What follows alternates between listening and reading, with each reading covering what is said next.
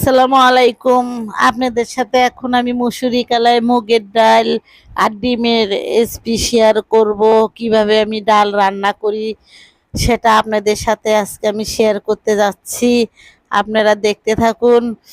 আমি মুসুরি কালায় নিয়েছি। এখন আমি মুগের ডাল নেব। মুগের ডাল নিচ্ছি আমি। এই মুসুরি কালার মুগের ডাল একসাথে আমি ধুয়ে নিয়েছি। ধুয়ার পরে আমি এখন কড়াইতে দিয়ে দিয়েছি। কড়াইতে দেওয়ার পরে আমি তারপরে পেঁয়াজ রসুন কাঁচামরিচ সেটা আমি কড়াইতে এখন দেব। পেঁয়াজ আর কাঁচামরিচ আপনারা এই ভিডিওটা শেয়ার করে দিবেন, সাবস্ক্রাইব করে দিবেন, লাইক করে দিন। এই যে পেঁয়াজ রসুন কাঁচামরিচ দিয়ে দিলাম। দেওয়ার পরে আমি এখন এই পানি দেব, অল্প পরিমাণ পানি দেব সেদ্ধ করার জন্য। পানি দিয়ে দেব আর অল্প পরিমাণ পানি দেব। দেওয়ার পরে আমি এটা চুলাতে দিয়ে দেব সেদ্ধ করার জন্য। এই পেঁয়াজ রসুন একসাথে সেদ্ধ দিলি পারে কালার সাথে ডালটা খুবই টেস্ট হয়। আমি এভাবেই ডাল রান্না করি, ভালো লাগে। এখন আমি লবণ দিয়ে দেব, যার যে পরিমাণ লবণ ডালে লাগবে সেই পরিমাণ লবণ দিবেন। ঢেকে দিলাম। এখন আমি যে ডিমের পেঁয়াজ কুচি করে নিয়েছি, কাঁচামরিচ সজের গুঁড়ো, তার বাদে হলুদ দেব,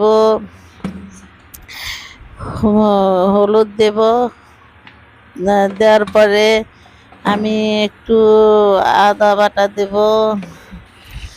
আমি এখন মিশাল করে নিয়ে নিয়েছি।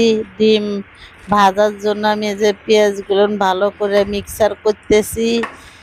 আমি এই ডাল ডিম দিয়ে রান্না করব। কিভাবে রান্না করি আপনাদের মাঝে আমি শেয়ার করতেছি, আপনারা দেখবেন আর লাইকস দিয়ে দিবেন, শেয়ার করে দিবেন। ডিম 3টা ডিম নিয়েছি, অল টাইম 2টা ডিম আমি ভেঙে নিয়েছি আর একটা ভাঙবো।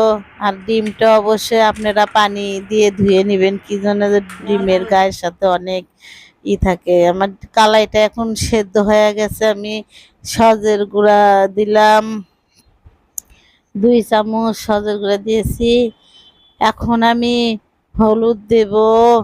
আমি লবণটা তো আগে দিয়ে দিয়েছিলাম, হলুদ দেব। তারপরে আমি এখন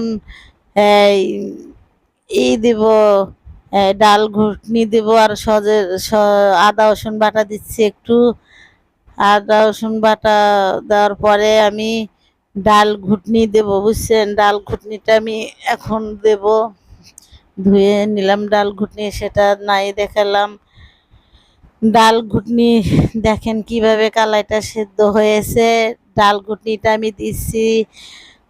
দেওয়ার পরে দেন কি ফিনিশ হয়ে গেছে কালাইগুলো, মুগের ডাল আর মুসুরি কালাই। এখন আমি পানি দেব, ডালে যে পরিমাণ পানি লাগবে আমি সেই পরিমাণ পানি দিচ্ছি। এখন আমি ডিম ভাজবো। কড়াইতে তেল নিয়েছি। ডিমটা আমি ভাজি করব। অর্ধেক ডিম গোলা দিয়ে দিয়েছি।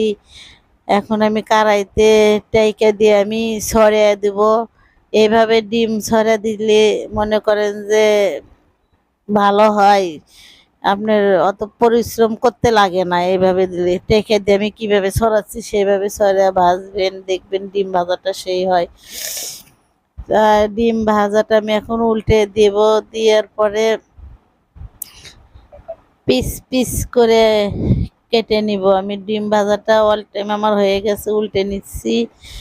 উল্টে নেওয়ার পরে পিস পিস করব আমি, ছোট, বেশি বড় পিস করব না, ছোট করব। যেহেতু ডালের ভিতরে দিলে এই পিসগুলো বড় হয়ে যায় ফুলে। এখন আমি ডিম ভাজাটা আমি ডালে দিচ্ছি।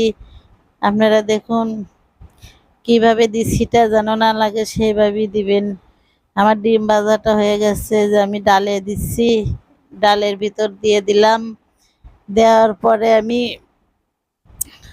আর একটা দেওয়ার পরে আর একটা ডিম ভাজছি, সেই ডিমটাও আমি এইভাবেই ভাজার পরে আমি কি করব, ওই ডালের ভিতর আবার দিয়ে দিব। আমার ডালটা কিন্তু বেশি পাতলা হয়নি, ঘনই হয়েছে ডাল। আমরা বেশি পাতলা ডাল আমার ছেলেমেয়েরা খেতে পছন্দ করে না, সেই জন্য আমি ঘন করে রান্না করছি। এই দেখুন ডিম গুলান দিয়েছি, কি সুন্দর দেখা যাচ্ছে। ডিম দেওয়ার পরে এখন আমি এই যে ডালে সম্বার দিব। সম্বারের পেস্ট আমি কেটে নিয়েছি, ভাজছি তেল দিয়ে, কালো জিরে দিচ্ছি, তারপরে ওই পাঁচফোড়ন দেব আমি এই ডালে, পাঁচফোড়ন দিচ্ছি।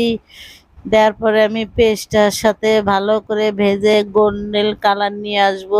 দেখবেন একটু কালার হবে, এই খয়েরি পোড়া পোড়া কালার হবে পেস্টটা যখন, তখন তেজপাতাও দিয়ে দিছে যে এই কালার হবে যখন, এই কালার হলে পারে আপনারা এই যে সোমবারের জন্য ডালের ভিতর দিবেন, দেখবেন এই ডালের টেস্টটাই অন্যরকম আসবে।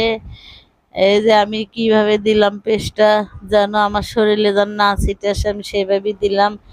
এখন আমি কড়াইতে একটু ডাল তুলে নেব, নিয়ে ওই কড়াইটা ভালো করে মানে করে ঢেলে দেব ধুয়ে। তেল আছে তার কড়াইয়ের সাথে, সের জন্য আমি এরকম করে দিলাম। এখন আমার ডালটা হয়ে গেছে। আপনারা এই ভিডিওটা শেয়ার করে দিয়েন, বেশি বেশি লাইক করে দিবেন। দেখেন কি কত বড় বড় ডিম হয়েছে। আমি কিন্তু ছোট ছোট করে কাটছিলাম, কিন্তু ডালের ভিতর দেওয়ার পরে বড় বড় হয়ে গেছে। আপনারা এই ভিডিওটা বেশি বেশি